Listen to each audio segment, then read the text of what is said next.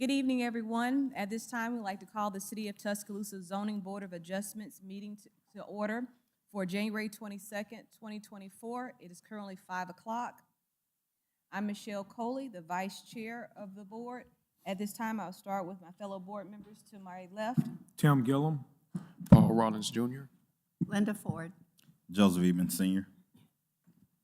And I'd like to introduce our city staff that's with us this evening from the Department of Urban Development. Ms. Emily Hayes, Associate Director of Planning.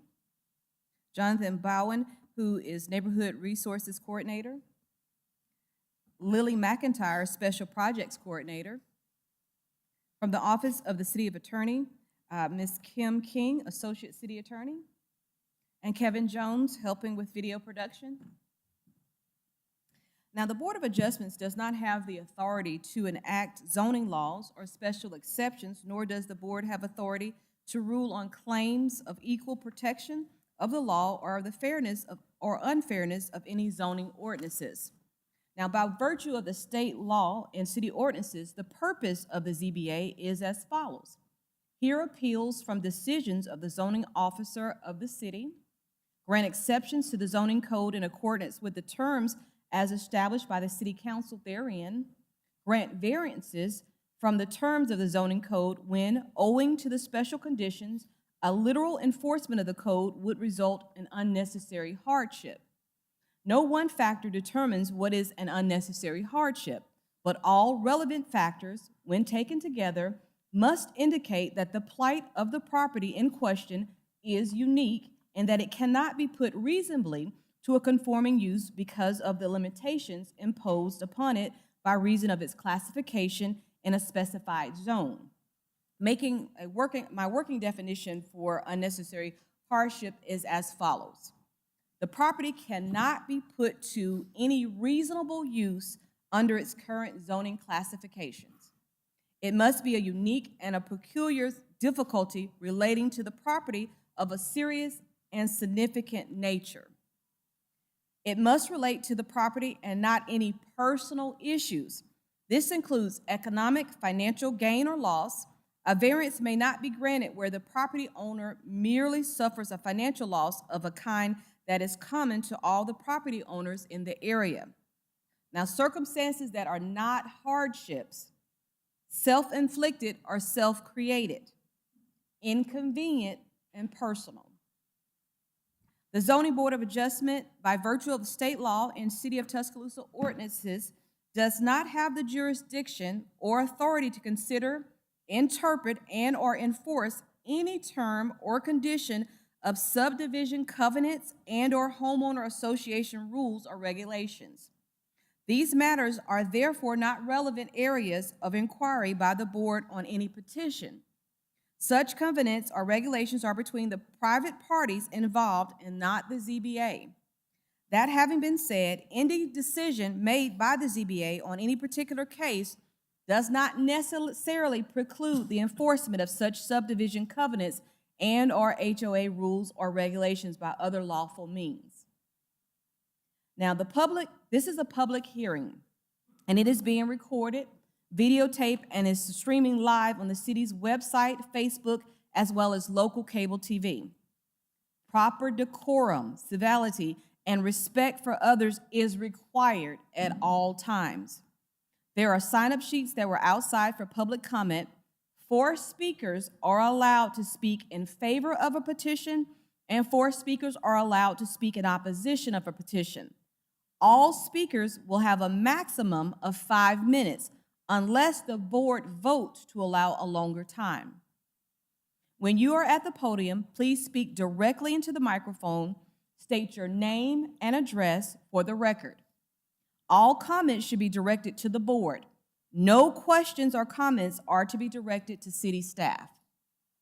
I would ask city staff to confirm for the record that all the appropriate and required public and individual property owner notices for each case upon the docket of petitions now before the board have been made in accordance with the law.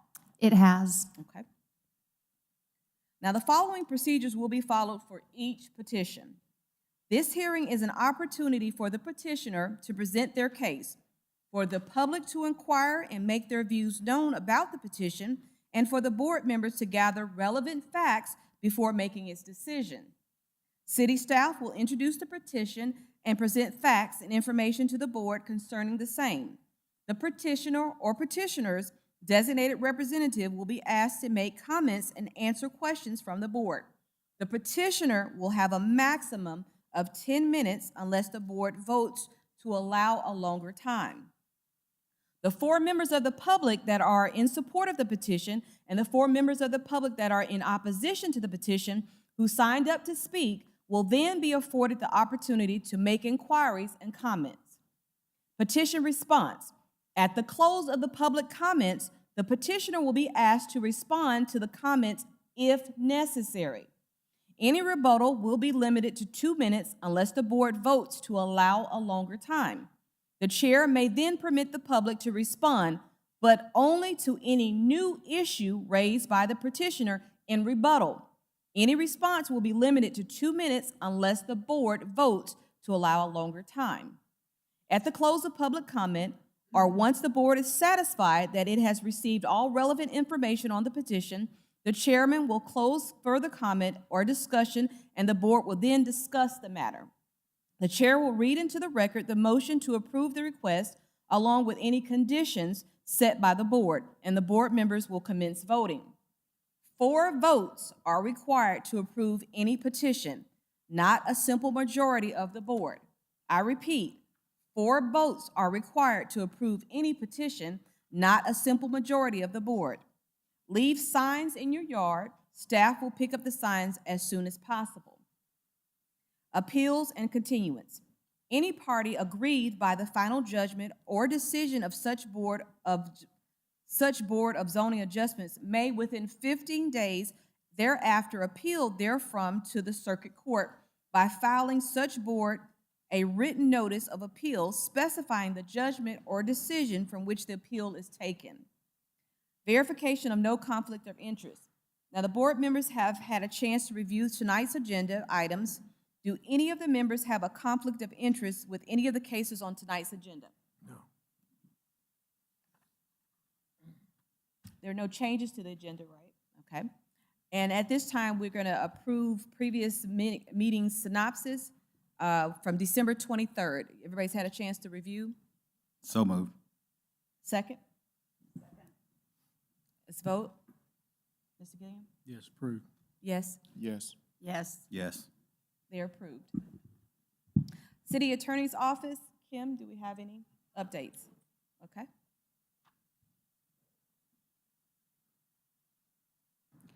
As we've discussed before, we only had 1 appeal case pending in the circuit court. That case was voluntarily dismissed by the plaintiff last week, so we now have 0 appeals cases pending. So, Thank you. brief update. Great update. All right, Ms. Hayes, let's get started. Okay, good evening, board. We'll move into our cases to be withdrawn. This was withdrawn by the petitioner ZBA 0724. So we'll move into our cases to be heard for the night, starting with ZBA 0124. Stephanie Eatman petitions for a use variance to operate a corner store on the property located at 2002 Foster's Ferry Road, zoned R4, Council District 1. So here's an aerial view of that property as well as the zoning. This is south of Stillman College. And here's a closer aerial view of that property. Here's a view of the building as it sits today. Just a view from the side. The applicable regulations, retail sales are not permitted. They're not listed as permitted use or a special exception use in the R4 zoning district, which is a residentially zoned district. So the petitioner is requesting a use variance to continue to operate a corner store in a residential district. The store was constructed and began operations prior to the enactment of the 1972 zoning ordinance. The property has always operated as a commercial business. However, due to the change in ownership of the business, a use variance is required to continue to operate the store. In 2018, the property was approved for a use variance to allow a drive-through walk-up restaurant that was located in the rear of the existing corner store. Petitioner states the store will have 2 employees. The hours of operation will be 7 a.m. to 6 p.m., 6 days a week, and they will have 5 parking spots available for employees and customers.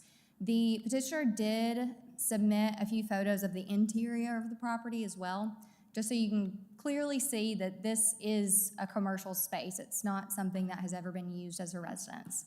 Do you have any questions for staff? Thank you. The petitioner?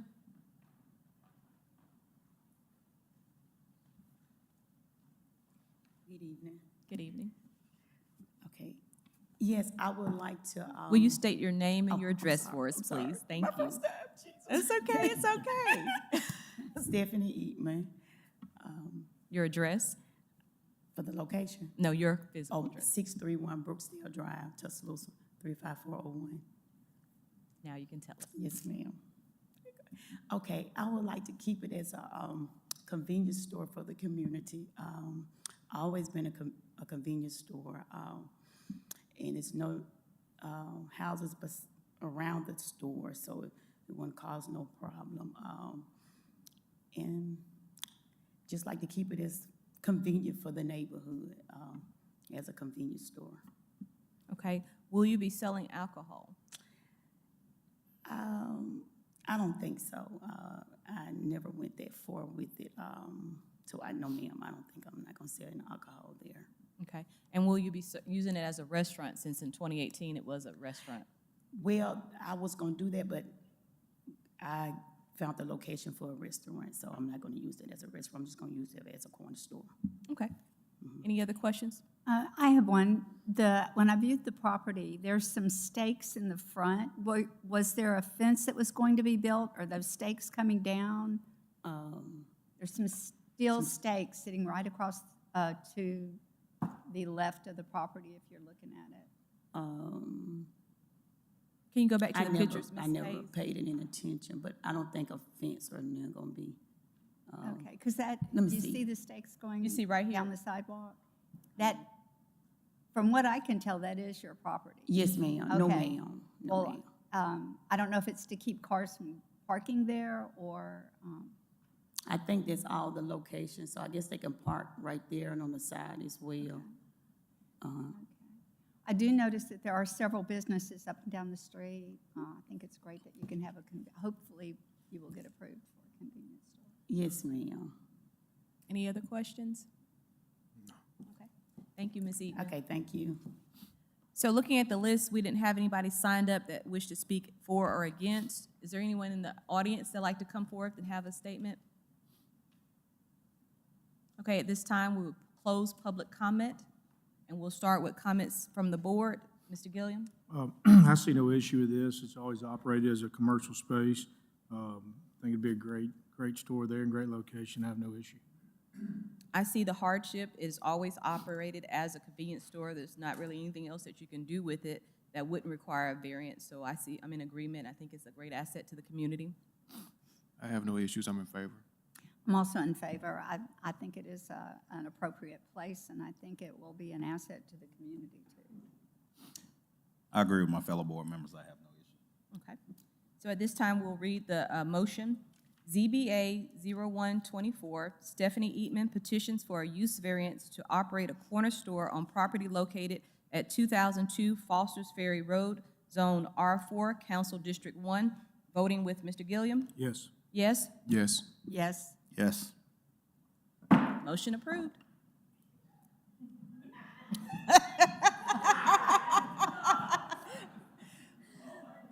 We want everyone to react like that, okay?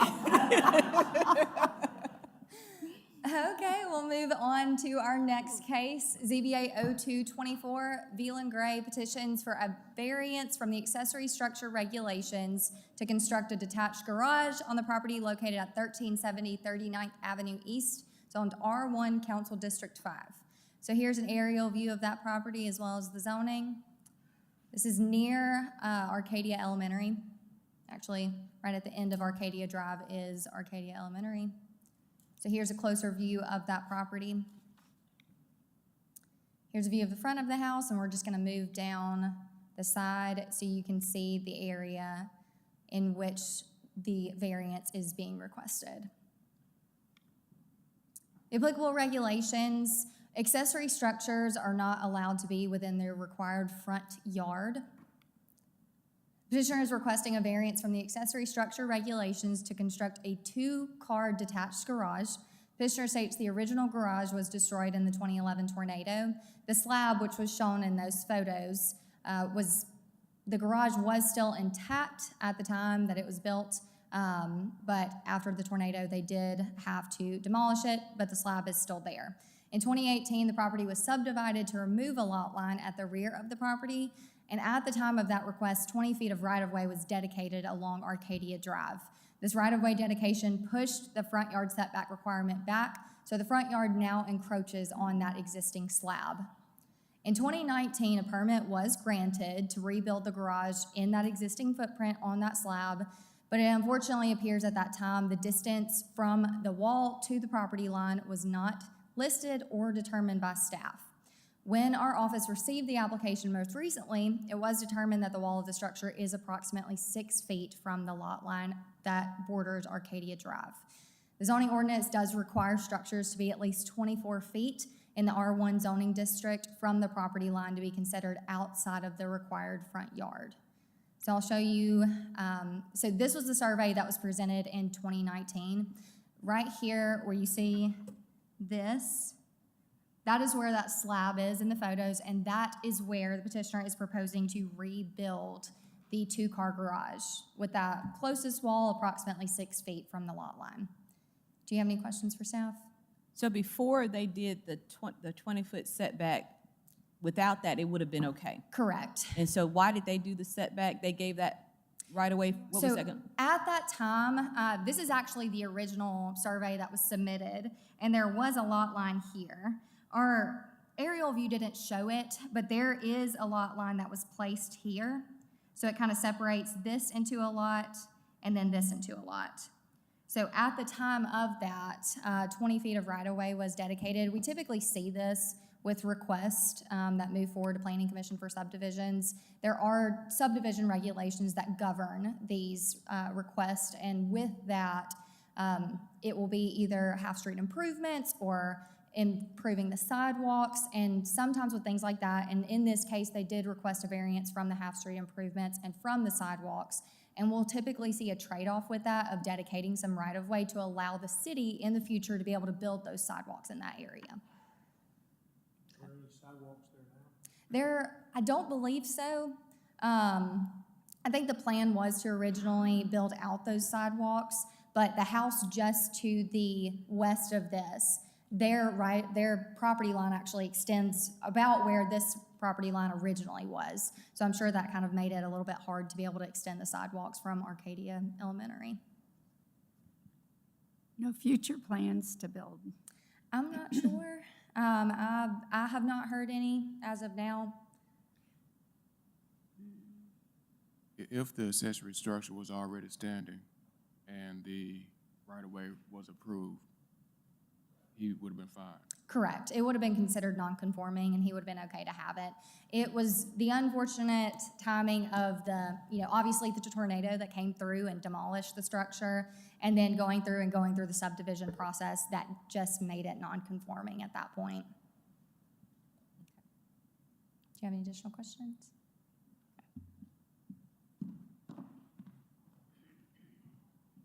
The petitioner can come forward. Mr. Gray? I am Veland Gray, and I do live at 154 Lenora Drive, and that's Tuscaloosa.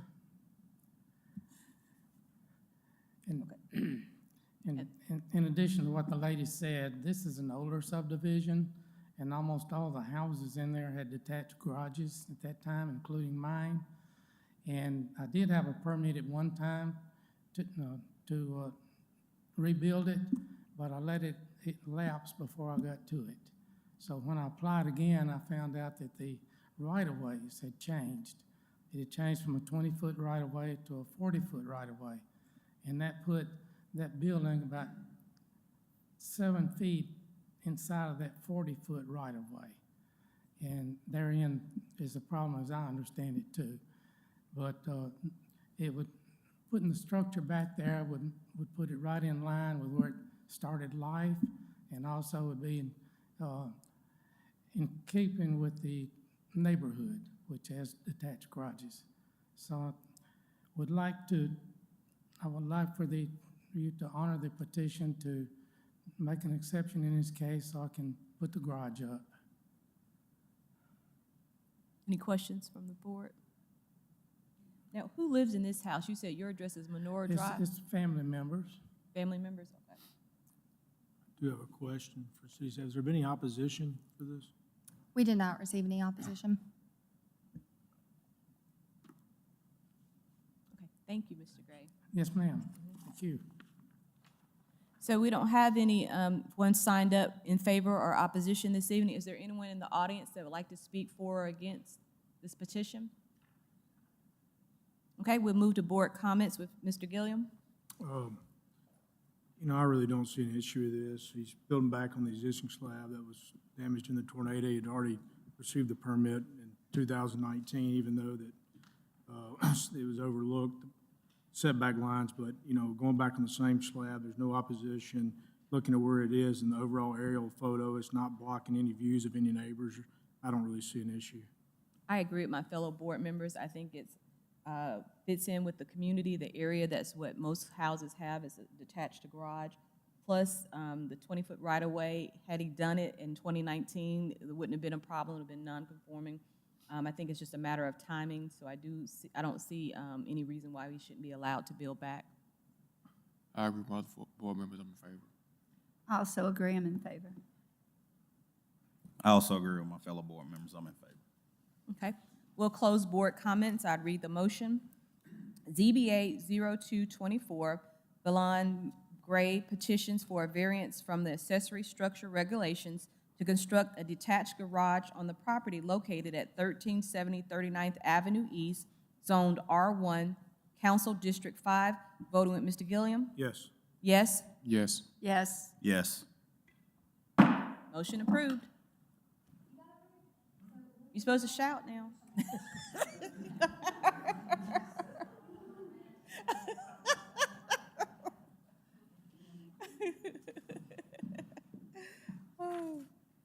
Okay, moving on to ZBA 0324, Trey Perman petitions for a special exception from the off-street parking regulations at 4005 Stillman Boulevard, zoned BN, Council District 1. So here's an aerial view of that property as well as the zoning. So this is gonna look a little bit weird, but effective January 15th, this property has been rezoned to BN. It was originally R2, but it was approved by City Council and did become effective. So here's an aerial view of that property. And here's a view, it's just a vacant piece of land today. The applicable regulations, the zoning ordinance does require for retail stores a minimum of 1 per 120 square feet of building floor area, parking spot for each of that. So the petitioner is requesting a special exception from the off-street parking requirements to construct a Family Dollar Tree. The proposed retail floor space will be approximately 10,000 square feet of building floor area, and per the code, that does require 83 total parking spaces. So the petitioner is proposing to reduce 50 parking spaces, and they are proposing 33 total parking spaces required off-street. Per the petitioner, after thorough analysis and considering factors such as the site's characteristics and the average transactions of every store, they have concluded that the proposed number of spaces will fully accommodate the needs and customer flow rate that the Dollar Tree generates. So here is that proposed site plan with those 33 parking spaces. Do you have any questions for staff about this one? And so our engineering agrees with the 33 spaces. The engineering does not have any issues with the reduction. It's something that comes from the zoning requirements, and we have seen some other locations, specifically Dollar Generals, that have been approved for a reduction, a very similar reduction, and we have not had any issues with those properties with overflow parking. Okay, thank you. Any other questions for city? No. Thank you, Ms. Hayes. Do you have someone from?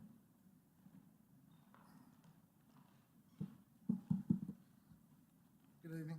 Good evening. Chris Copeland and Mason Mohan from 2425 Lumley Road in Rainbow City, Alabama for Pyramid Construction. We appreciate your consideration. I don't have a lot to offer because she covered it so well. Just shoppers spend so little time inside the store, we never have an issue, and that's very typical of our site plans.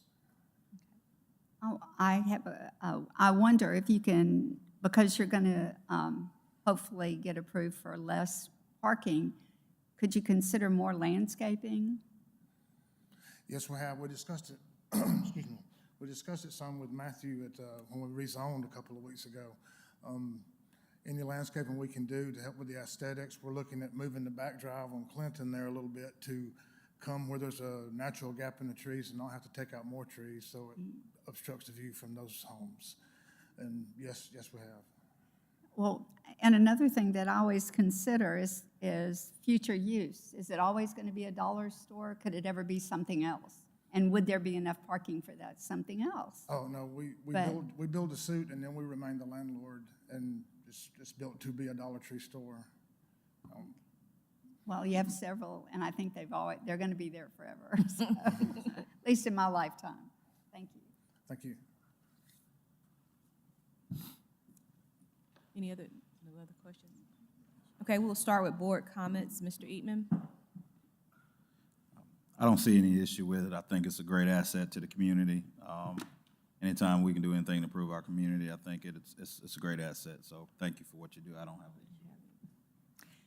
I like the location. I appreciate that you'd consider more landscaping in that area.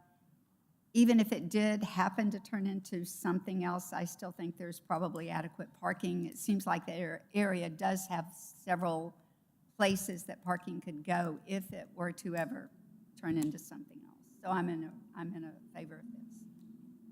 I have no issues with the reduction in parking. I'm in favor. I'm going to pause for 1 second. I didn't ask for public comment. We didn't have anyone signed up for or in opposition. Is there anybody in the gallery that would like to speak for or against the Dollar Tree? Okay, we'll resume board comment.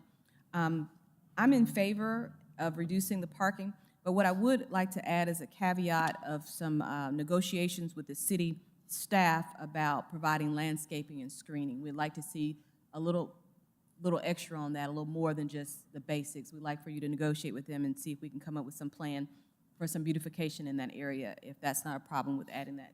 City, you can do that and negotiate with them, okay? I'm in agreement as well. I have no issue with reduced parking. 83 seems like a lot. If this retail space did change to something else, you've got other land to expand that parking as well. So I'm in agreement, but I would like to see some additional landscape. Okay. Closing board comment, I'll read the motion. ZBA 0324, Trey Perman petitions for a special exception from the off-street parking regulations at 4005 Stillman Boulevard, Zone BN, Council District 1, with the condition of landscaping and screening being successfully negotiated with the city staff. We'll start with our voting with Mr. Eatman. Yes. Yes. Yes. Yes. Yes. All right, motion passed.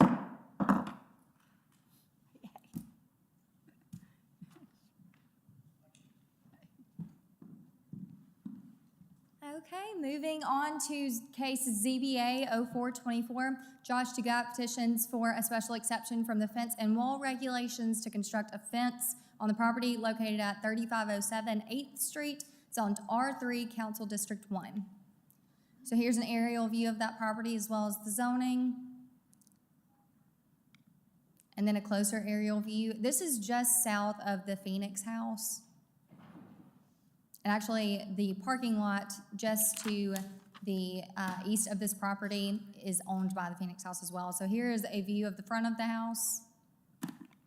The applicable regulations in the front yard, the zoning ordinance does not allow for fences higher than 4 feet, and they must be 50% opaque.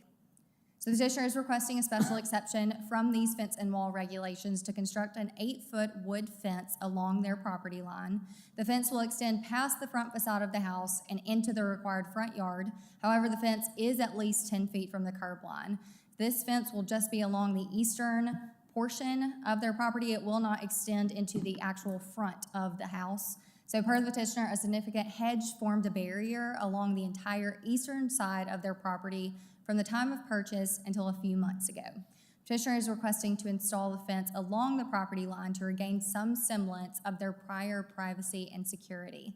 Petitioner also states the fence will also prevent trash from blowing into their yard, which is an issue that they have recently encountered since the hedge was removed.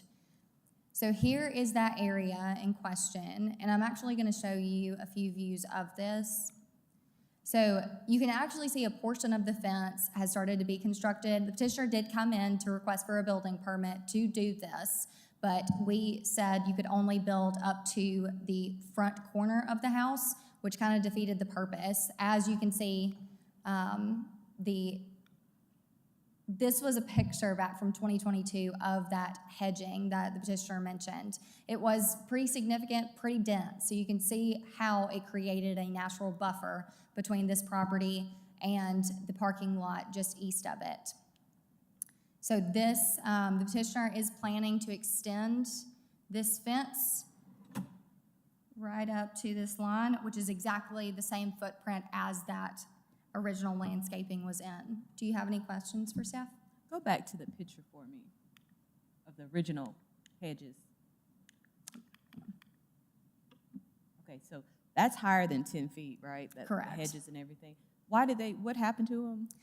Not sure exactly why, but Phoenix House does own that property. That is on their property line, and they were the ones who came through and took all of that away. They removed all of it. Any other questions for city? Yes, we did receive letters of support. We as did. I We recall. received 5 letters in support of this petition, none in opposition. No. All right, thank you, Emily. Thanks. Okay, Mr. Duguid?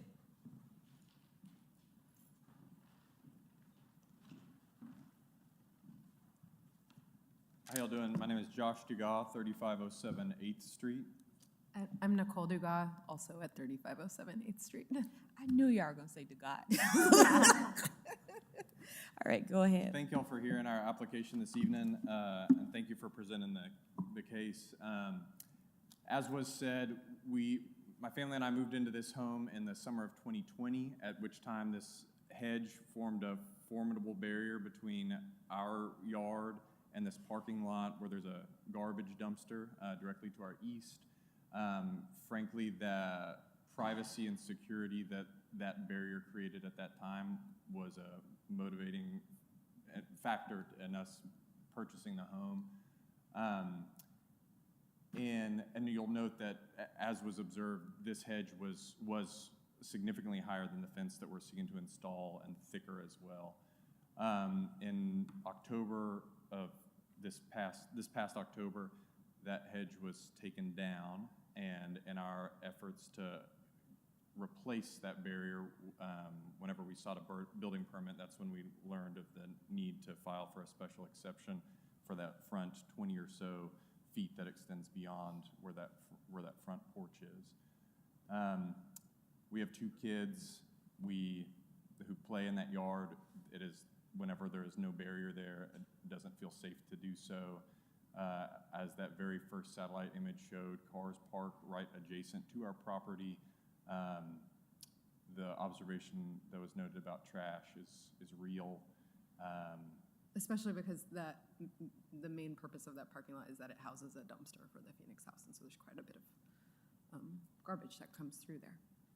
So it's our grateful understanding that a special exception can be granted in instances where it would increase the security and privacy of the petitioner, and we feel very much like that is in line with our current case. And furthermore, we're simply trying to replace something that was there, and it's our understanding that seems like a good Reasonable. case. That seems reasonable. So that's where we stand right now. And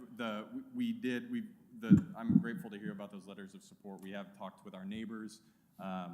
The neighbor, you can see the home of our immediate neighbor right there. Also, our neighbor directly to our south, who looks at that property line, and the neighbor to our south east who can see the fence, and I believe that they were all signatories on the letter of support. So we've got residents who have our back, and we're grateful for that, and grateful to be a part of the community.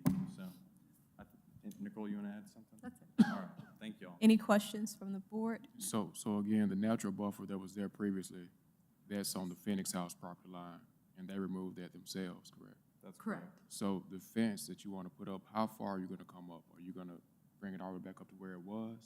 Is that where you want to bring it to, or? You can see the white post right there, thank you.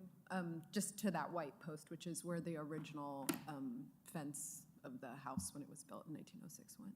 Is that what you're asking about, how far forward? Yeah, just to the white post. So it is within, we made sure to note there's 10 feet of space between the That and the curb curb. and the fence. Correct. Any other questions? Thank you, guys. Thank you all. Thank you. Is there we don't have anyone signed up in favor or in opposition. Is there anyone in the audience that would like to speak to or against? All right, at this time, we'll go to board comments, starting with Mr. Gilliam. I see no issue with this. I mean, they had a barrier there at one time that was removed by the adjacent neighbor. I mean, you know, the fence is not really on the side yard. I know it's kind of coming the front, but the side, and I can see the security concerns and keeping the trash out, and all the neighbors seem to be in support, so I don't have an issue with it. I agree as well. I can see the special exception. It was something was already there in the place of it, and this is going to be similar to it, and it looks like a nice fence that's being put up. So I'm in favor of granting the special exception. I agree, I'm in favor as well. I agree with the fellow board members. I agree with my fellow board members. I'm in favor. Okay. At this time, we're going to close board comments, and I'll read the motion. ZBA 0424, Josh Dugat, petitions for a special exception from the fence and wall regulations to construct a fence on the property located at 3507 8th Street, zoned R3, Council District 1. Voting with Mr. Gilliam? Yes. Yes. Yes. Yes. Yes. Approved. We're making people happy today. So far. So far. I wouldn't jump the gun. Okay, board, we'll move into our short-term rentals for the night, starting with ZBA 0624, Bama B&B Kim Roberts petitions for a special exception to allow the short-term rental of a property located at 30 Terrywood Drive, zoned R1, Council District 2. So here's an aerial view of that property as well as the zoning. It is located in Forest Lake area. And then a closer aerial view. Some nearby short-term rentals. Here's a view of the house from the street. Bama Vacation Rentals will be the primary contact in case of emergency. Kim Roberts or a team member will be available 24 hours a day. Kim Roberts has managed multiple short-term rentals for years in Tuscaloosa. It's come before the board many times with requests. Signage and roll forms will be placed throughout the house. The house is equipped with security cameras, keypad locks, and lock boxes, as well as noise detection systems. The house has 5 bedrooms and 3 bathrooms. It is not owner-occupied, and according to the petitioner, it will be used for long-term extended stays when it is not being rented short-term. Petitioner is requesting 8 adults and 4 vehicles, and if approved, staff does recommend 8 adults and 4 vehicles based on existing driveway off-street parking and occupancy as it relates to parking. Do you have any questions for staff? Go back to the aerial picture for me of the, go back one more where you show the other short-term. Other short-term rentals? Is that University Place School across the street? It is. I mean, and I know I'm new to the board, so I don't know the answer to this. Are schools normally notified when, I know we notify the neighbors within, so do they usually notify the principals or the school board or? Not the principals, it's gonna be the school board. Okay.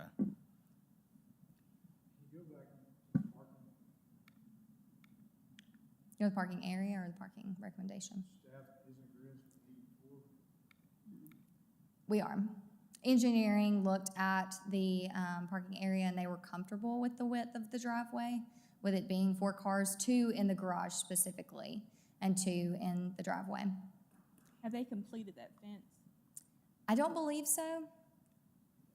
You have? Okay, just kidding. It is finished according to Tishner.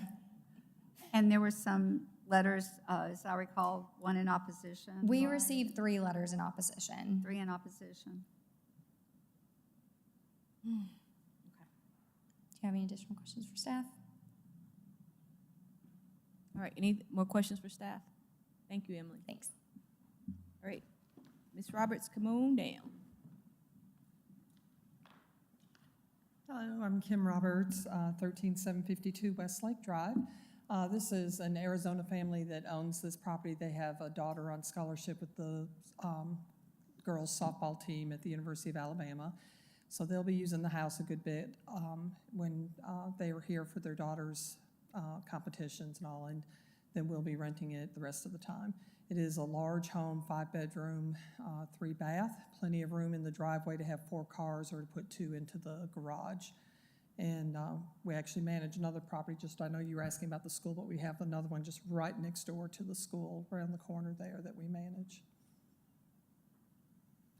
Question for city, has there been any complaints on the short-term rentals around the school? We have not received any complaints directly from the school. Honestly, a majority of the time, we don't receive any complaints about short-term rentals. It's typically student rentals, especially in the Forest Lake area. And Ms. Roberts, the garage is empty and It can is. hold 2 cars. It does, yes. Yeah, I always have a problem with 8 people, you know I do. That's a lot. It's a large house, and Yeah, they but fenced in it's the a yard, neighborhood. It's a and, neighborhood. It's a very large house, so. And so when it's not being short-term rental, they're gonna have long-term renters in it? Extended stay guests, yes, that are more than 30-night stays, not 12-month leasing, Okay. because they'll be using the property a good bit themselves as well. Oh, I thought the daughter that played softball would be using it, no? No. Oh, I no, no, no, no. misunderstood. The parents would, in extended family, will be coming in to watch her. Got it. Any other questions for Ms. Roberts? Okay, thank you, Ms. Roberts. We have one person signed up to speak in opposition, Eddie Sherlock.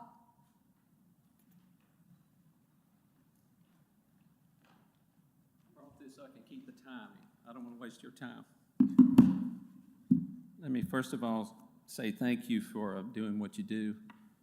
It's a thankless job. I was a public servant for many years, so I know what it feels like to be in a job where usually they say, "What have you done for me lately?" My wife and I live at 2115 First Avenue.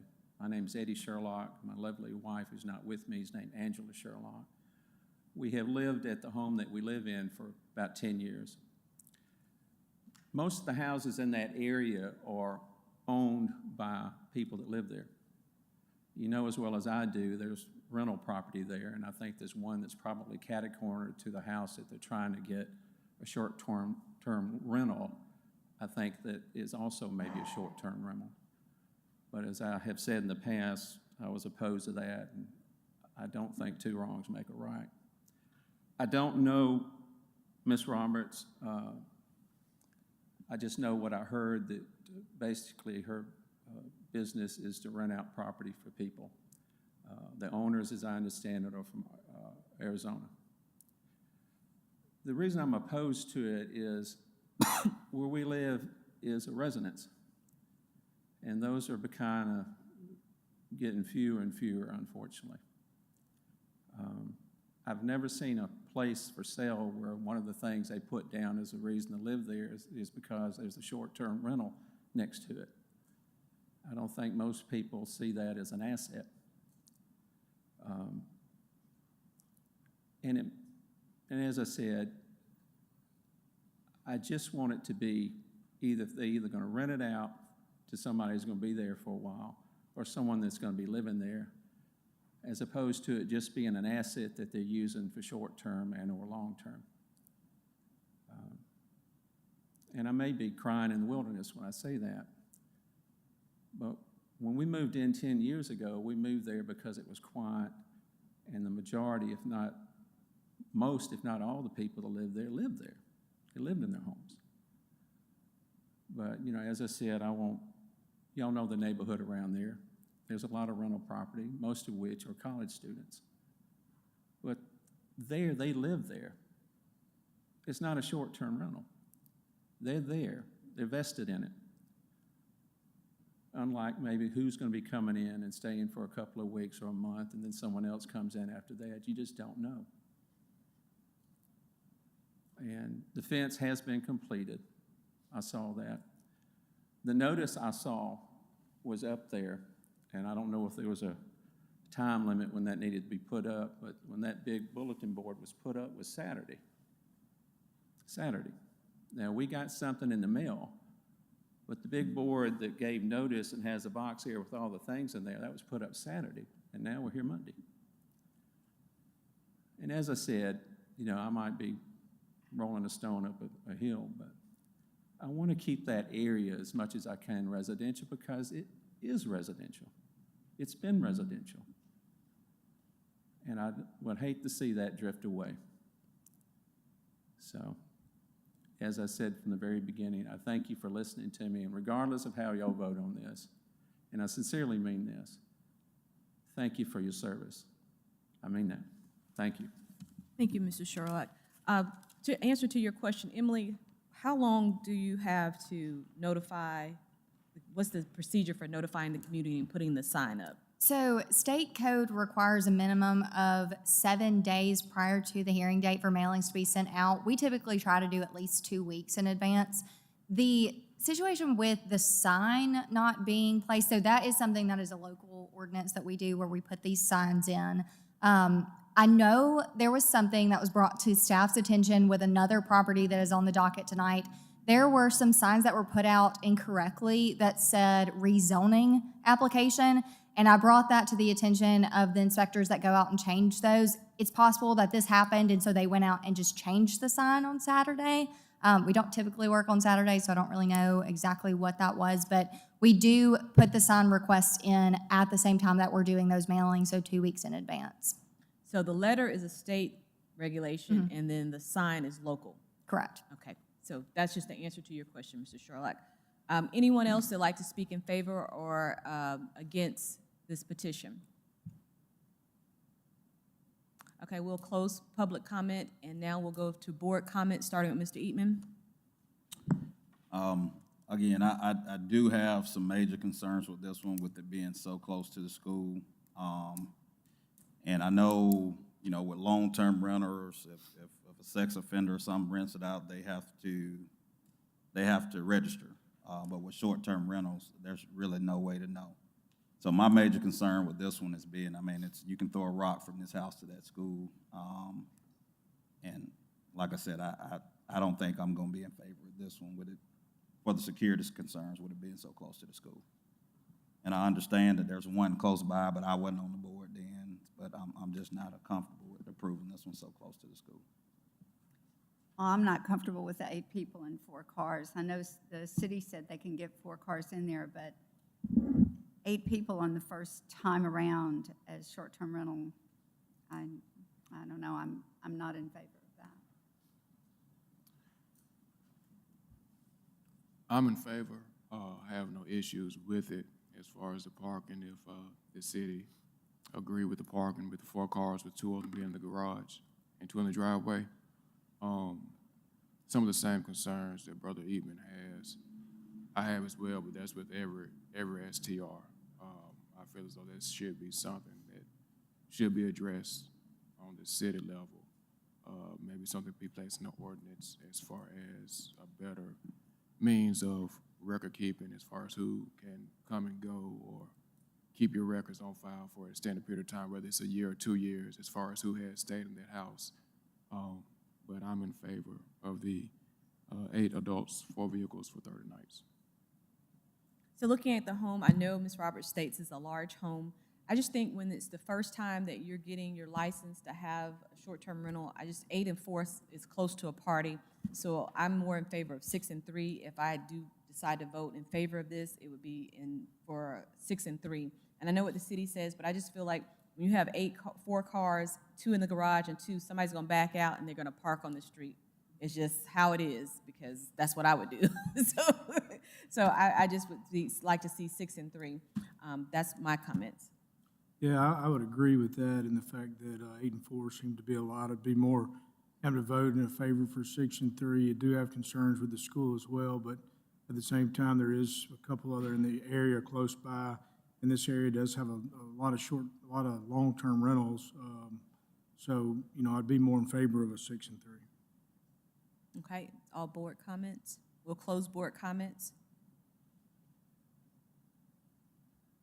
Ms. Roberts, would you be comfortable if we amended it 6 and 3? Okay. Did you have a rebuttal to the comments or anything that have been made? Okay. All right, we'll read the motion. ZBA 0624, Bama B&B, Kim Roberts, petitions for a special exception to allow the short-term rental of a property located at 30 Terrywood Drive, Zone R1, with 6 adults, 3 vehicles, for 30 nights, 1 year probation. Voting with Mr. Eatman. No. Yes. Yes. Yes. Yes. Motion approved.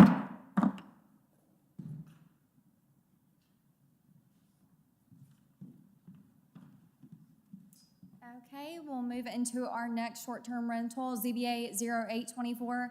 Angela Lewis petitions for a special exception to allow the short-term rental of a property located at 3719 26th Avenue East, zoned R1, Council District 6. So here's an aerial view of that property as well as the zoning. And then a closer aerial view. There's one nearby short-term rental to the south of this. I will make note that this, the back of this property, the rest of it is located outside city limits right behind this. So that could be attributing to why we don't have very many short-term rentals listed on here. Which side is outside of the city? So this line right about here, this is all outside city limits. Oh, wow. You can see it a little better from this view. Yeah. Is that apartment complex behind it that is outside the city? It is. It's outside city limits. It's in our PJ, so it's in our jurisdiction, but it's not subject to zoning regulations. So here's a view of the house from the street. Angela Lewis will be the primary contact in case of emergency. This is the petitioner's first experience managing a short-term rental. The house is equipped with fire and carbon monoxide alarms as well as keypad locks. The house has 3 bedrooms and 1.5 bathrooms. It is not owner-occupied, and according to the petitioner, when the house is not being rented short-term, it will be used by family. Petitioner is requesting 6 adults and 3 vehicles. If approved, staff recommends 4 adults and 2 vehicles. Do you have any questions for staff? We didn't receive any public comment on this application. Okay. Thank you. Ms. Lewis?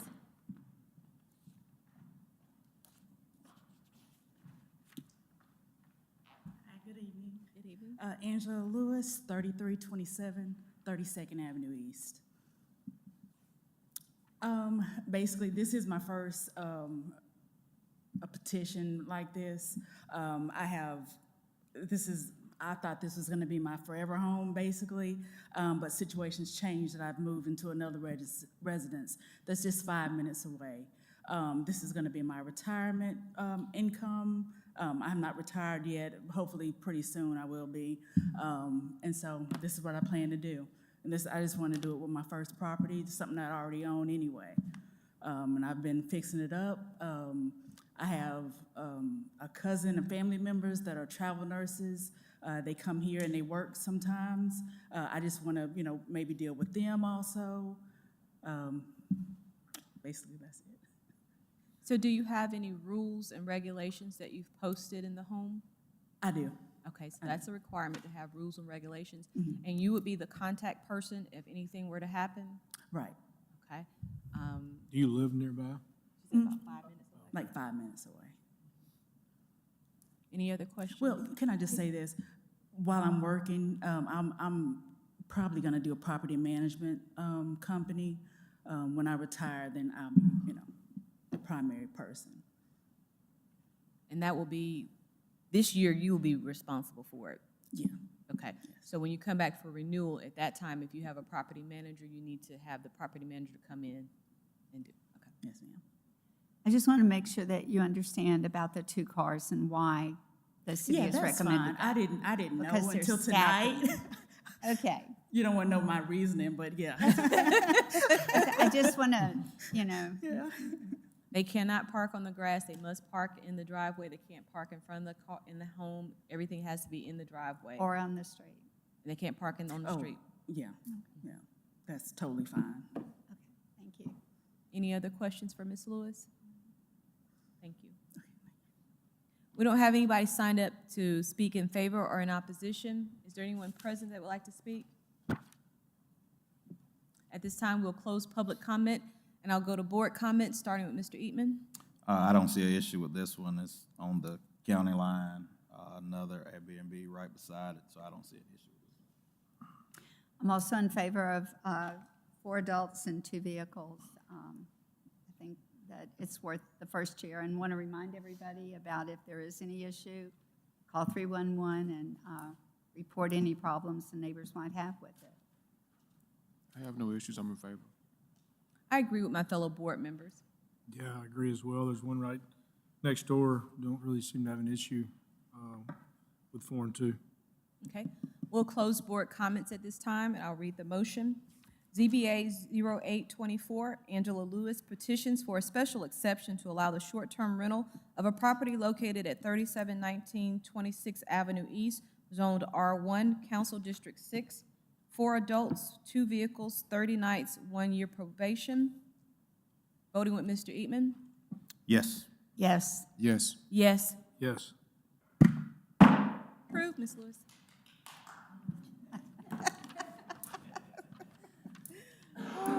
Okay, we'll move on to our next case, ZBA 0924, Bama B&B, Kim Roberts petitions for a special exception to allow the short-term rental of a property in a historic district located at 1305 Deering Place, zoned R3H, Council District 4.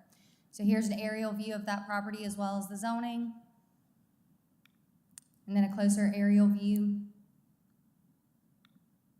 Some nearby short-term rentals. So this property is located within the boundaries of the tourist overlay district, but because it is historic, that is why it requires the special exception. So that's why we see so many little dots on there showing short-term rentals. But there is another that was approved in the Deering Place Historic District.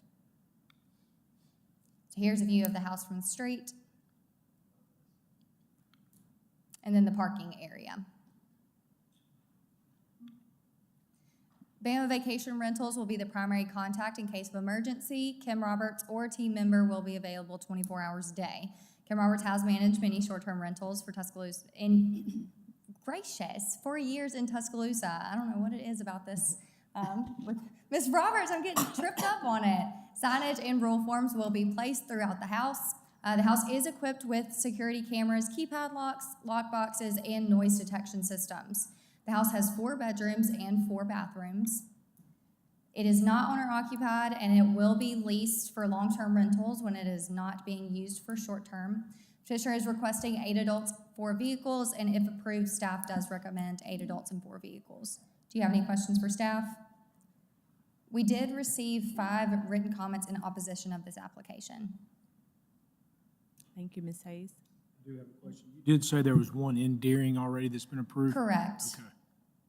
It's been approved on 2 separate occasions under different ownership each time. All right, thank you. Ms. Roberts? I'm Kip Roberts at 13752 Westlake Drive. This family has currently been renting it out to with their daughter and some of her roommates, and they're all graduating, so it will become a short-term rental. They will use it on occasion. The rest of the time, it'll be a short-term rental and some extended stay guests as well. Ms. Roberts, you're up to, I know, a lot of renters now. I noticed you put on there that somebody else helps now. You're not doing all of them 24 hours yourself. That's right. We have staff. Have you had any issues with any of the short-term rentals that you've had? Any problems, issues? No. have not. I mean, we have very strict rules that our guests have to sign, and we're monitoring them, you know, with cameras and communication back and forth with our guests. So we don't have problems. It would be extremely rare. Thank you. Any other questions from the board? All right, thank you, Ms. Okay. Roberts. We do have one person signed up to speak in opposition, Paul Toppings.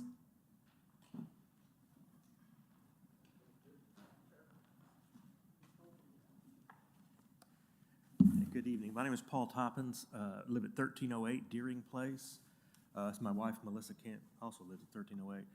And in the audience is Colin Hobson, who lives across the street and next door to the house in question.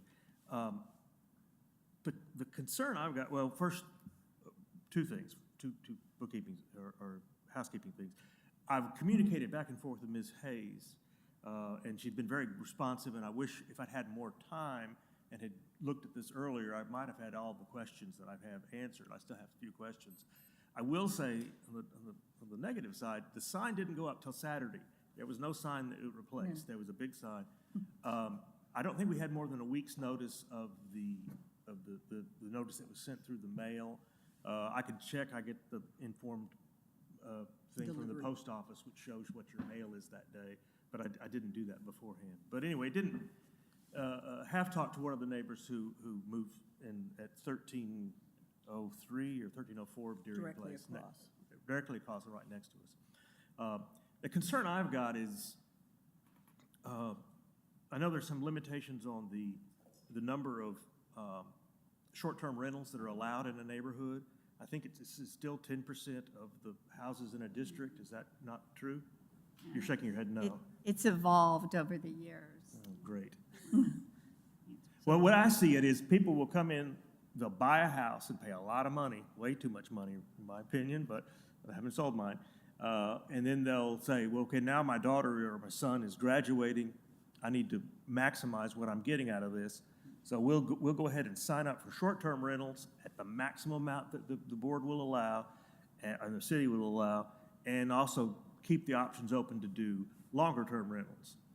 Rent out to some more students, which is what the case is in our neighborhood. We're very close to the stadium. We always get a lot of traffic, a lot of parking. There's an issue with this particular property in that the picture that you showed was a little misleading on that driveway. That driveway will take 4 cars, but it's somewhat akin to the one that Mr. Sherlock was objecting to. They're not going to be 4 cars parked there. The people who are in the house right now will park on the street, and they park two people in the car on the driveway, and they're going to have to move back and forth. There's not those garages. They may be empty now, but I've never seen them used. Never. I have seen some of the people who live in the house right now leave a note on somebody else who parked in front of the house saying, "Don't park in our area," or something like that. So it's very tight. You can only park on one side of the street. There's a yellow curb on the other side because the street is so narrow in that part of Deering that a few years, well, 10 years ago, at a football game, somebody parked on the other side and the police couldn't get by. The fire trucks couldn't get by. And so they had backed up. Anyway, that's a problem with short-term rentals that also are long-term rentals and in that particular neighborhood. But that's not something this board can has jurisdiction over, except that they're going to have to come up for a renewal in a year. And I will be surprised if there are not problems with people parking on the street. Well, with a short-term rental, there is no parking on the street. They cannot do that. They have to park in the driveway. And if you call 311 and say that there's parking on the street and report that, that's really grounds for non-renewal because they're not enforcing. And Ms. Roberts, that's the things that they enforce. Well, I'm glad to hear that it's grounds for non-renewal because I have this suspicion that may be something that may occur. I hate personally, and my wife hates, to be in the position of having to monitor that. So if they were just short-term rentals, that'd be one thing, but if it's short-term and that sometimes is long-term. But see, if it's long-term, they can park on the street. Right. See, short-term, it can Exactly. control it, and so that's the deal. If it's a long-term renter, they can do whatever they want to do. So if somebody is staying in that house, parks on the street, we're gonna have to figure out, well, are they a long-term rental or are they a short-term rental? And a Exactly. short-term rental can be up to 30 days, is that correct? Right, they can use up to A 30 days. year. A year. Well, wait, 30 days total for the. Total project? for the year. Yes, Yeah. sir. Yeah, well, yeah. So It's- typically, they use it in weekend spurts. You know, I recognize the board may approve this, although I would like it to be less than 8 adults and 4 cars. But it puts us in this weird position, and we don't want to have to be bad neighbors to these people that are temporarily. And I want the people that bought the house to get some return on their investment, because they spent a lot of money on redoing this one. Yeah, they really did. It's just going to be, puts us in a position that we really don't want to be in. And Sure, you don't want to be the monitor. You don't want to have to deal with that. But one thing about it, once you complain to Ms. Roberts and complain to 311 and let them know, that should resolve the issue, because I'm sure the owners of the home, they don't want to be bad neighbors either. They don't want, because they're going to come and stay in the home at some time too. Well, the 311 doesn't answer on the weekend, as I recall. Oh, yes, They do. They do? Okay. and my concern is, how do I know whether they're legit or not? Do I just call all the time, anytime somebody's on the street? You know, that's not very well. And it's not something this board could, Right. could do. I recognize that. Anyway, it's going to be with 4 cars, 8 people. It's not that big a house. It's going to be a violation. I could just foresee it. I think for their benefit, a smaller number of cars, a smaller number of people is really doing them a favor. Thank you so much for your time and your And input. just to clarify, so there is not a limit on how many short-term rentals are per historic district? There was originally, but it's evolved over, well, the city probably should be the one answering this. So when the ordinance was originally put into place in 2018, there was a limitation per historic district. It was actually per street. At that point, the city started being influxed with a lot of applications at once, and we realized that that was not the best way to handle it. So that's how they came up with this special exception process to request from the Board of Adjustment. So it is still, but it's still in place that it's. No, ma'am. So at the time that it was changed to this process of going through the special exception, that was taken away. So being in a historic district doesn't do anything. So being in a historic district, even though you're in the tourist overlay district, which allows short-term rentals by right, you have to go through the special exception process as an additional thing for being in a historic district. It's treated the same way that properties outside of this tourist overlay are handled. And I do want to quickly note, 311 is not open on Saturdays and Sundays. We do have a 24-hour service to be able to submit complaints over the weekend, and our code enforcement officers do go out on game days to patrol any short-term rentals that we have licensed to ensure that they are complying with their approvals. But there isn't a way to call them on the weekends. You could leave a message, but it's not getting an actual person. So how do they contact the 24-hour? So that's something that they can either download an app or submit on the city's website a complaint with pictures. Okay. So I don't know if you have that app, if you have that app for 311. I don't Okay, yet, but well, I will. you might consider getting. That makes it easy. You snap a picture, upload it to the website, and you're done. You don't have to talk to anybody or do anything super. You can do it from your window. Any other comments from you? No, thank you for your time. Thank you for your time. Thank you for your comments. Anyone else in the audience would like to comment on for or against? At this time, we'll close public comments and go to board comments, starting with Mr. Gilliam. I really see no issue with short-term rental being, there's several in the area there. I would like to see a 6-3 looking at the driveway and the garages, and I would prefer more 6-3 at least first year. I agree with my fellow board member. Whenever it comes to 8 and 4, that's just a lot, especially when it's the first year and when people already have concerns about the short-term rental in the neighborhood. I think that starting with 6-3, kind of ease into the neighborhood, ease into the community with it, makes it a lot more palatable. So I'm in favor of 6-3. I have no issues. I'm in favor. I would consider 6 and 3. I will say I drove down that street today. It is a very, very narrow street, and I agree with you on public safety, fire trucks, anything like that. And I'm looking at where the trash can is in front of that car.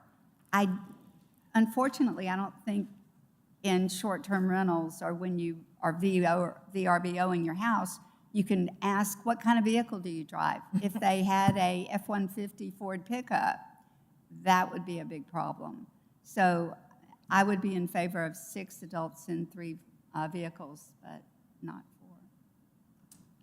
I'm also in favor of 6 and 3. Also, I encourage you all, I sympathize with your concerns. I encourage you to talk to your council member and let them know your concerns about, the saturated amount of short-term rentals that are coming into your neighborhood. So I do encourage you to have that conversation with them. But as far as the ZBA, I don't see a reason to deny this one. Just want to verify with the city, with closing board comments. So on this driveway, we're not planning to put them in the garage. 4 can fit in the driveway, just the driveway itself. Correct. Okay, so that's just 4 in the driveway. Okay, so we've closed board comments. I'll read the motion.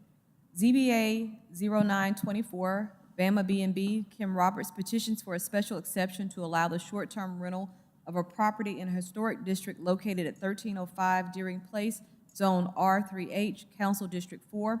6 adults, 3 vehicles, 30 nights, 1 year probation. Voting with Mr. Eatman. Yes. Yes. Yes. Yes. Yes. Motion approved.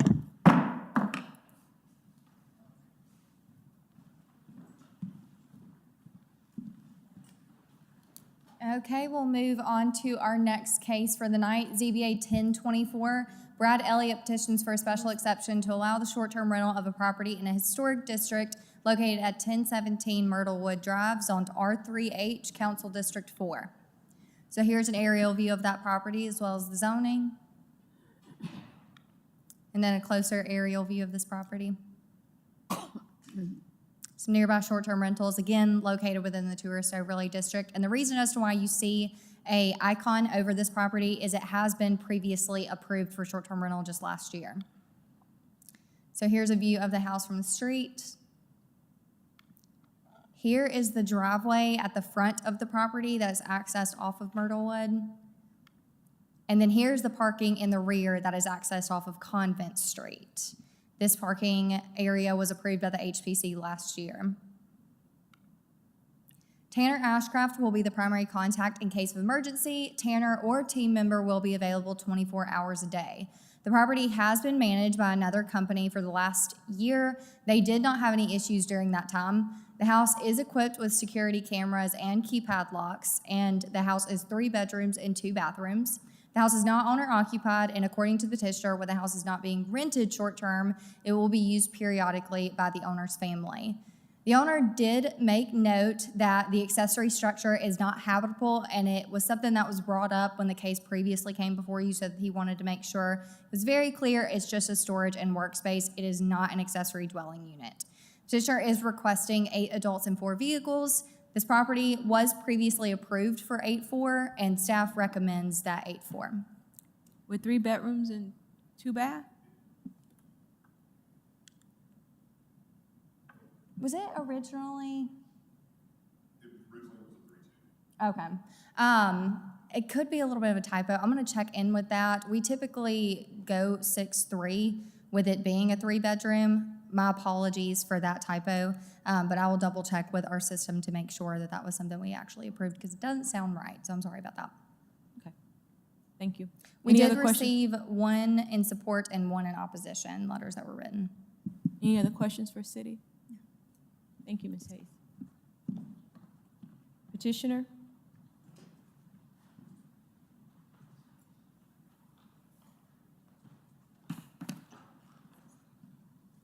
Hello, my name is Brad Elliott. I live at 4 Burger Road in Mobile, Alabama at 36608. I wanted to clarify the bedrooms. There is a loft upstairs in the attic. I think it was originally presented by the previous company that came as 4 bedrooms. It's a bedroom upstairs, but doesn't have a closet, and so I'm a stickler for the rules, and so I didn't call it a bedroom, because real estate, you can't call it a bedroom. So it does have 4 bedrooms, and there's actually, in the loft upstairs, there's 3 twin beds built into the walls. Is there a window upstairs? Yes. And it But no was, closet? there's like cubby holes and an attic. You said they're built-in twin beds or built-in bunk beds? Yes. But they're not bunk beds, but there's 3 Twins. twin beds, yes. Okay. So tell us about your short warrant. Tanner is going to manage it for you? Yes, Tanner's going to manage it for me. Essentially, really, what we're trying to do is change companies, and Tanner has agreed to do that. The one thing it does have, or if it doesn't have already, I know it does, but I wasn't positive when I submitted that it had the noise monitoring system, but Tanner and I have agreed it will have it, so that's a point of clarification. So, Do you have any personal experience with managing short-term rentals? over the last year, I've paid someone to do it, and I'm going to pay Tanner to do it, but no, otherwise, no. Okay. I have a question for city staff, sorry. On a loft upstairs, how does the inspector look at that? So that would be something, as long as it meets the International Building Code of having 2 points of egress being the certain size requirements for the room, that could be something that they would consider a room. Looking at the old application, that's exactly what happened. What Mr. Elliott said, the previous applicant did count that as a bedroom. So that's why it was considered 4 bedrooms, and that's why city staff at that point and the board approved the 8-4. So it needs, I'm just clarifying, it needs 2 egresses. 2 points of Does egress. it have that? Yes, it has stairs going inside and then And the stairs going outside? a window with a ladder going outside. Thank you. Different than a second-story bedroom. Loft. So I mean, it is a bedroom. It's just, do you know the square footage of it? no. I mean, I could tell better by It's the square entire footage. length of the house. I mean, it's big. Oh, okay. It's a big room. I call it a loft simply because it's, Could have been an attic. someone attic. lived there. It was an attic at one time, and someone did live in there, in the house when it was, I know the previous owner, or the previous occupants that lived there for many years, and their son lived up there. So, yes, it is a bedroom. If I put a door on the cubby hole, it would be a closet. Okay, got it. Thank you. Yes, ma'am. And there were no issues with it having 8 adults and 4 cars before? Any issues or problems with it? No. Any more questions? Thank you, Mr. Elliott. Thank you. Thank you. No one signed up to speak for or against. Anybody currently here that'd like to speak for or against? We'll close public comments and go to board comments with Mr. Gilliam. I really see no issue. This is just change of ownership, or change, not ownership, but change of management companies. I mean, city staff approved 8 and 4, they recommend 8 and 4, and I have no issue. I don't have any issue. What makes me think we should look closer when people tell us something? We don't require pictures of bedrooms to see if they are. We take people's words for it. So I'm okay with going back 8 and 4 in this instance because we did 8 and 4 originally, but it'll be renewing, so it'll be 8 and 4 and 30 nights in 1 year. I don't see any problem with that. I have no issues. I'm in favor. Because it was approved before and there have not been any issues or any complaints on it, I'm in favor of it. I agree with my fellow board members. I'm in favor. Okay, we'll close board comments. I'll read the motion. ZBA 1024, Brad Elliott, petitions for a special exception to allow the short-term rental of a property in a historic district located at 1017 Myrtlewood Drive, zoned R3H, Council District 4, 8 adults, 4 vehicles, 30 nights, 1 year probation. Voting with Mr. Gilliam? Yes. Yes. Yes. Yes. Yes. Approved.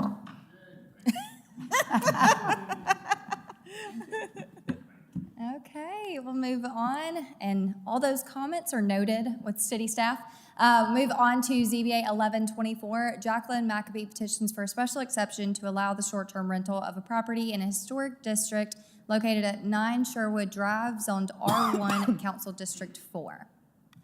So here's an aerial view of that property as well as the zoning.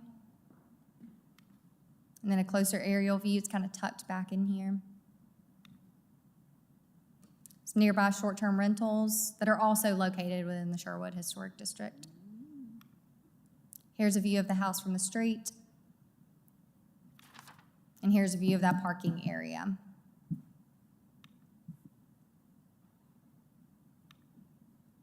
Michelle Jameson, who lives in Tuscaloosa, will be the primary contact in case of emergency. Petitioner has managed several short-term rentals in other cities. The house is equipped with security cameras, a security system, and keypad locks. It is 5 bedrooms and 3 bathrooms. It is not owner-occupied, and according to the petitioner, it will be used periodically by family. Petitioner is requesting 8 adults, 4 vehicles. It was previously approved under separate management for 8-4, and staff does recommend 8-4. Do you have any questions for staff? Have there been any complaints on it in the past? We have not had any complaints, and we didn't receive any public comment for this application either.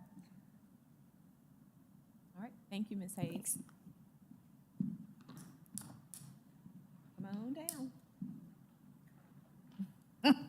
Price is right. Good evening, I'm Jackie Maccabee, and I live at 928 Foxhill Circle in Hollister, California. Welcome to Tuscaloosa. Thank you. It was a nice few days getting back here. So my property has currently been a short-term rental for the past 2 years with no complaints. I'm just petitioning basically to switch management companies. I have made contact with all the neighbors. They all have my name, my phone number, all of our contact information, as well as Michelle. There are room for 4 cars. Just so you all know, obviously you notice there's a pool in the back. It also has a gate surrounding the pool with a padlock on it. So basically, I'm here to just switch management at this time. Okay. Any questions? No. All right. Thank you so much. Okay. We don't have anybody signed up to speak for or against. Your paper was balled up. Who balled up this page? So, all right, so we'll close public comment. We'll go to board comment with Mr. Gilliam. Once again, no issue with this, seeing that this just was previously approved as 8-4, and they're just changing companies, so therefore I have no issue. I appreciate that you spoke with your neighbors and kind of let everybody know that that's what we want to see when you're doing short-term rentals in a neighborhood, so I have no problem with it, 8-4 and 30 nights in 1 year. I have no issues. I'm in favor. I have a question, though, for the city.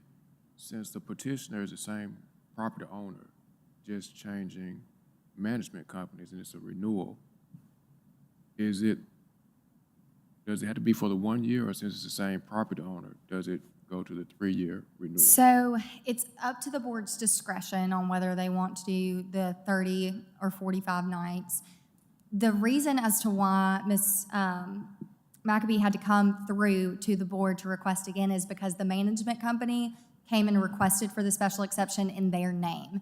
If it had been Ms. Maccabee first, we wouldn't have to worry about this, and it would be something that as long as they had no issues, according to our new code update that we did last year, they wouldn't have to come back before you for the renewal. And she won't have to come back as long as they have no issues during this time. But the board can decide at this point if you want to do the 30 or if you want to give the 45, as it has been operating with no issues for the past few years. I don't see any issue with 45 and the complaints they've been doing. I don't see an issue Well, with granting 45. Now, for me, since it's changing management, because see, this is different person managing it, and the people that were managing it before may have been, more experienced with it. So I would just like to see 30 days and then see how they do, and then bring it back.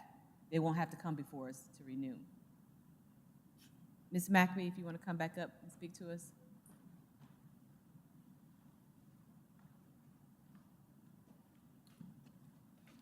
So I forgot to mention that I do also own a property in Northport at 2111 Park Street that has been a short-term rental. It is currently a long-term rental, so Michelle Jameson does have experience managing that for me, and I haven't had any issues either. Okay, thank you. We can do whatever the majority wants to do, so what do you? I'm okay with 45. I'm okay with that, because there have been no complaints, nothing. And where that house is almost at the end of the street, correct? And so, I think I had a problem with it when it first came up, but there were no problems, no issues. I'm okay So with 45. we would do 45 in 1 year? Yeah. Okay. Well, that, Because we're not doing a renewal. We don't do renewals anymore. Right. that doesn't keep us consistent, though, if we do 45 for 1 year. That's right. Yeah, that's Because true. we no longer handle renewals, and typically with the renewal, we'll do the 45 days in 3 years. And since we don't do renewals anymore, we'd Right, like to that keep it just doesn't- consistent with the 30 days in 1 year, Okay. so that there's no confusion. Let's do that. Okay. Sorry. Just a thought. Everybody had comments, Mr. Eatman?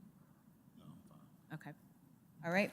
So I'll close board comments and we'll move to reading of the motion. ZBA 1124, Jacqueline Maccabee, petitions for a special exception to allow the short-term rental of a property in a historic district located at 9 Sherwood Drive, zoned R1H, Council District 4, 8 adults, 4 vehicles, 30 nights, 1 year. Voting with Mr. Gilliam? Yes. Yes. Yes. Yes. Yes. Approved. I appreciate you keeping the yay up for me. Okay, moving on to case ZBA 1224, Donnell Colvin Jr. petitions for a special exception to allow for the short-term rental of a property located at 2712 17th Street, zoned R1, Council District 1. Here's an aerial view of that property as well as the zoning. And then a closer aerial view of this property. There are not any nearby short-term rentals in the area. Here's a view of the house from the street. And then the petitioner submitted some photos of the parking area in the rear as well. Jasmine Joe will be the primary contact in case of emergency. She lives approximately 5 miles from the property. Petitioner states their company owns multiple rental properties and has not had any issues with those properties at this time. The house is equipped with security cameras, doorbell cameras, keypad locks, and is in a well-lit area. The house is 3 bedrooms and 2 bathrooms. It is not owner-occupied, and according to petitioner, when the house is not being rented short-term, it will be vacant or used by the owner. Petitioner is requesting 6 adults and 3 vehicles, and if approved, staff does recommend 6 adults and 3 vehicles. Do you have any questions for staff? Can you just go back to the parking in the back? And there was no fence there, okay? So there is a gate, you can see it in this photo. There is a gate that has double handles, so it opens this way to allow for cars to be able to pass through. We did not receive any comments on this. Do you have any additional questions for staff? Any other questions for Ms. Hayes? Thank you, Ms. Hayes. Mr. Colvin?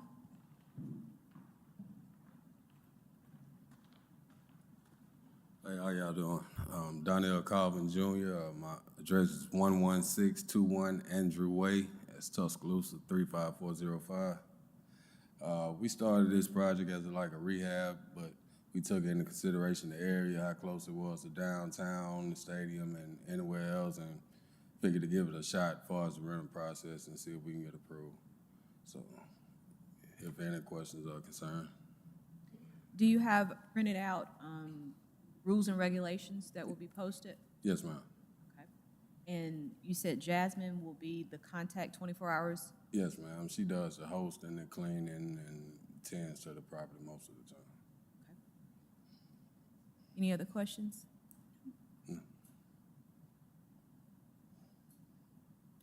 No. All right, thank you, Mr. Yes, Colvin. ma'am. Thank you.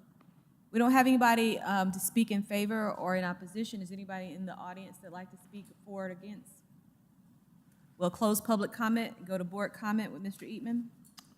I don't see any issue with this one, considering there's no opposition. I think I saw this property before it was rehabbed, and think you've done a great job with it, so thanks for your improvement to the neighborhood. I have to agree. I drove by it today, and great improvement to the neighborhood. So I am in favor of this. I agree with other board members, I'm in favor. I agree as well for the improvement and the daring to try to do short-term rental in the area. I think it'll improve the area and maybe bring others that want to do it as well. So I'm in favor as well. Yes, I'm in favor. There's been no opposition, and I'm in favor. So I'll close board comments and we'll read the motion. ZBA 1224, Donnell Colvin Jr., petitions for a special exception to allow the short-term rental of a property located at 2712 17th Street, Zone R4, Council District 1, 6 adults, 3 vehicles, 30 nights, 1 year. Voting with Mr. Eatman? Yes. Yes. Yes. Yes. Yes. Approved.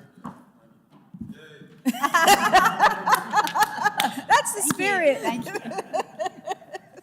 Okay, board, this is our last case for the night. ZBA 1324, Keith Johnson petitions for a special exception to allow the short-term rental of a property located at 7 Forest Hill, zoned R1, Council District 2. So here's an aerial view of that property as well as the zoning. It's located in the kind of Forest Lake-ish area. Here's a closer aerial view. This property is unique because the parking is accessed from 21st Street East. I just wanted to make note of that pretty early on in this presentation. Some nearby short-term rentals. Here's a view of the front of the house. And then this is from 21st Street, access into the rear of the property. Keith Johnson will be the primary contact in case of emergency. Petitioner has experience with a short-term rental that they own and operate in Florida. The house is equipped with security cameras and sound monitoring devices. It is 4 bedrooms and 3 bathrooms. It is not owner-occupied, and according to the petitioner, when the house is not being rented short-term, it will be used on occasion by the owner. Petitioner is requesting 5 adults and 4 vehicles. If approved, staff does recommend 8 adults, 4 vehicles based on the parking and occupancy as it relates to that parking. Do you have any questions for staff? We did not receive any comment on this application. All right, thank you. Mr. Johnson, come on down. Good evening, and thank you for hearing this. My name is Keith Johnson. I live in Merritt Island, Florida, and I do have 3.5 years of short-term rentals under my belt. I do use extensive technology for short-term rentals, such as the minute monitoring device.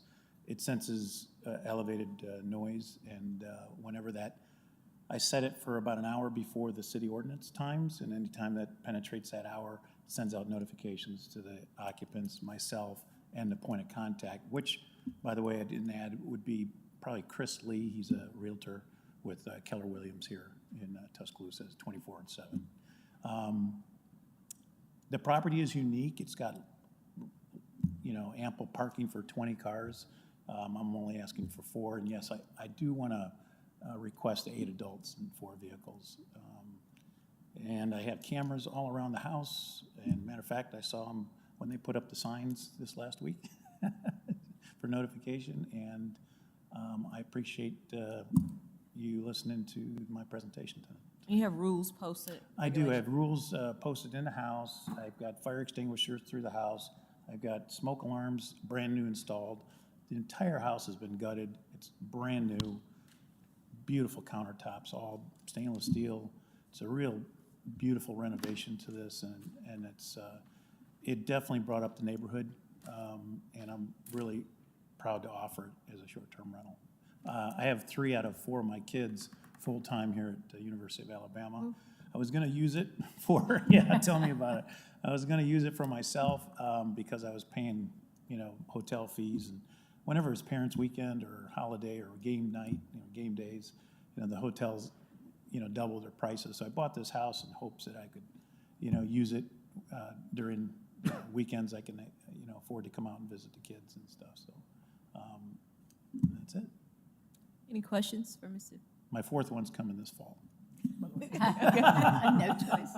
All right. Can you pull the arrow for the parking? Sure.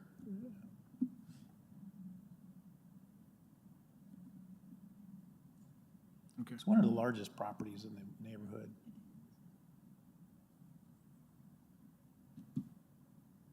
All right, thank you. Thank you. Okay, we don't have anybody for or against. Mr. Keith Johnson signed up again to speak, I guess, in favor of his own petition, so we don't need him to speak again.